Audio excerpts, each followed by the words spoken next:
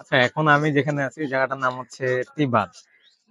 তো রাজশাহীর মানুষের একটা বিশেষ বৈশিষ্ট্য হচ্ছে এখানে মানুষ ঢাকার মানুষের মতো অত অ্যাগ্রেসিভ বা লাইফ স্টাইলটা ওনারা খুবই আনকমন করতে চায় এমন না।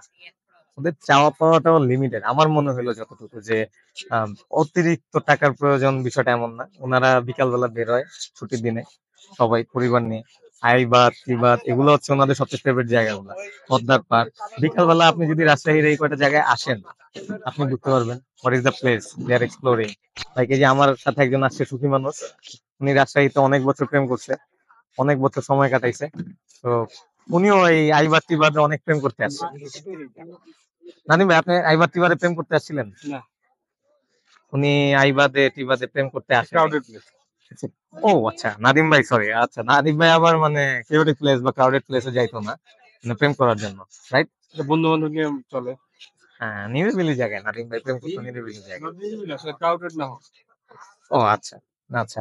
তো ওই যে যেটা পয়েন্ট যে রাজশাহীর মানুষ এই একটা জিনিস দিয়ে আমার মনে হলো খুবই ইউনিক। তারা মানে খুবই আম, সুখপ্রিয় মানুষ। তারা সবাই সুখ পছন্দ করে।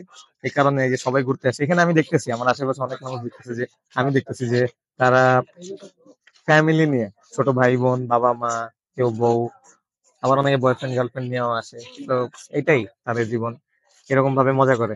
আমার মনে হয় বাংলাদেশের সবচেয়ে সুখী অঞ্চলগুলোর মধ্যে রাজশাহী একটা, অনলি ফর দিস রিজন।